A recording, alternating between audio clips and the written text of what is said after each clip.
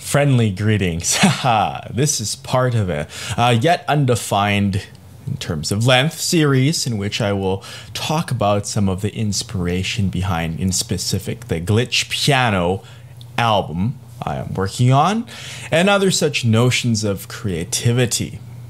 Now, as you may gather from the subject line, we're going to talk about this phrase, classical music sucks, which, no, it's not all that popular. I just typed it into Google to see what would come out.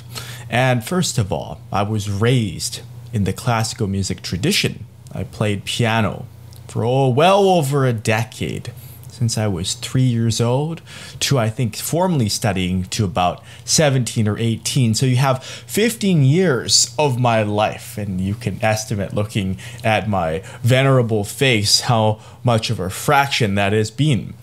Now, my problem, my beef with this is very funny. I should emphasize that I was going to type this down as a rant, but I had the sausage fingers, and as I so often cannot enunciate certain emotions that you would get from hearing and seeing me, hopefully maybe someone will transcribe this if that is difficult.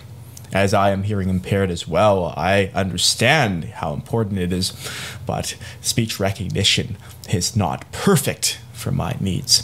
Anywho, as I was saying, I hope you enjoyed the gunmetal.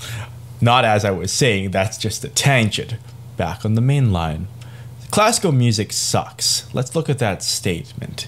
I love a lot of great classical music, and music which is not technically classical but is lumped in, like a lot of people lump in trance songs and call it techno. I'm not a stickler for those semantics. I leave that to fail loops who have time to waste. My own pertains to I like what I like, and that is it, and I will gladly share it. But insofar as trying to explain the music, sometimes that is difficult. I can explain perhaps a fraction of an emotional reaction. And my emotional reaction in the form of this customary YouTube rant, I love that term.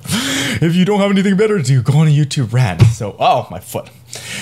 I will talk about the culture of classical music sucking and what can be done to make it more relevant. Now, this is very easy, but there are steps that the old guard, meaning those steeped in those past traditions, who hold on to their foolish dogma, do not want to do.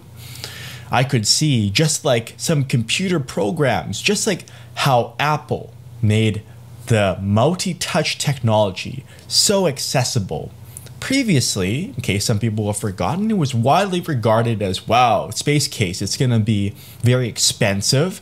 It's bizarre, it looks cool, I might like to have it, but it seems like a sci-fi, it seems remote and not attainable. Now, the same thing with classical music. For a lot of people, they view it as a thing with, they have to dress up fancy and they feel pressured. I don't have a suit like that. I don't have a penguin tails or a multi-tiered dress.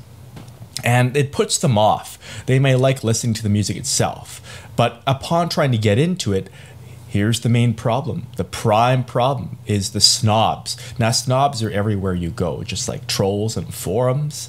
They are unfortunately ubiquitous.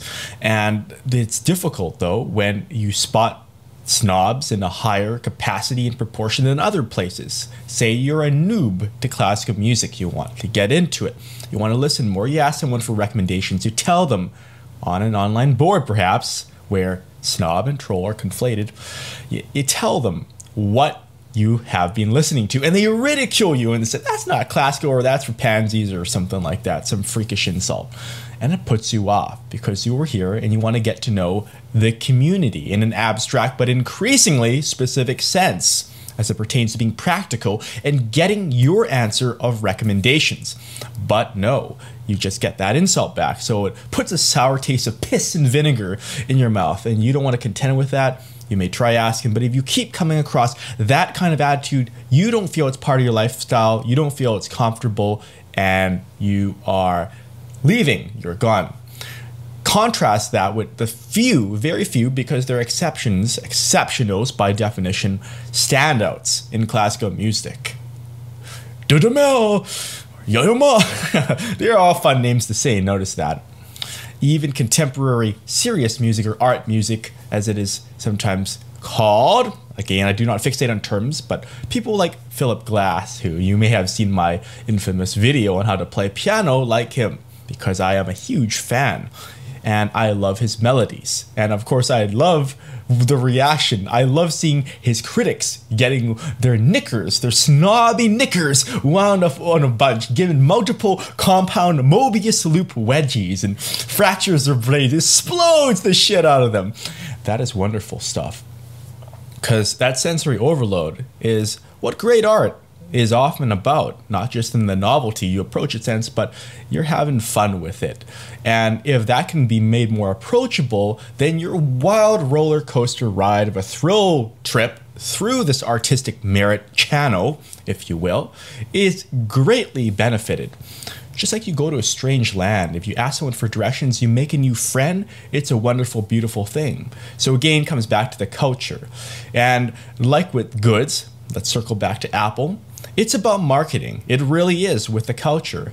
Of course, some people who are exclusively into, say, Linux, Windows, who hate Macs and Apple, they will say things, still wobbling, they will say things like accuse Apple of being elitist and pricing things too high, and there are all sorts of ways to slice that fruity argument.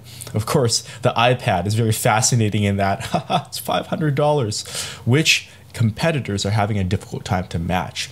But that is another topic entirely. Let's go back to classical music. So when I was young, I practiced very hard. I did. I did not like the culture, though. People were expected to dress and bow very similarly. Not a lot of room for personalization.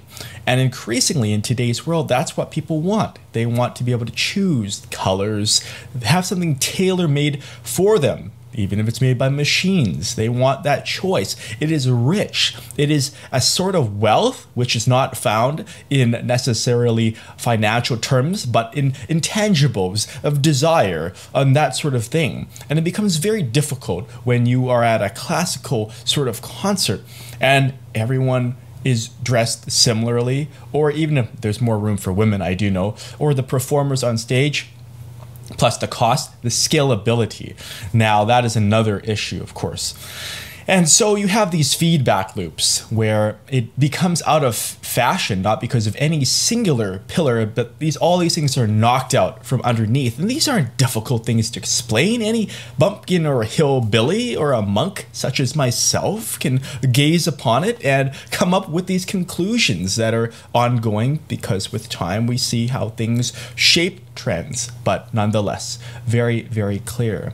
And so just like a very, very astute, I feel, observation, one of my better ones, upon listening to classic American music, some of the swing and big band in Fallout New Vegas, attracting that to younger audiences, which is fantastic. And another train of that, of course, is symphonies, the same units and continuums of classical musicians with those skills playing video game music. Like Video Games Live, which is the standout example in this category, of course. But you also have string quartets. You have all manner of videos on the YouTube. So we have these possibilities where you could not replicate it as it was done before. The culture has moved on. But you can look at audiences. You can look at what they desire and what is going to benefit and amuse them. And you can take those. So to summarize, it's not the classical music that sucks. There's a lot of beautiful tunes. It's the people that are associated with it which make it difficult to get into those people. And that is what really sucks.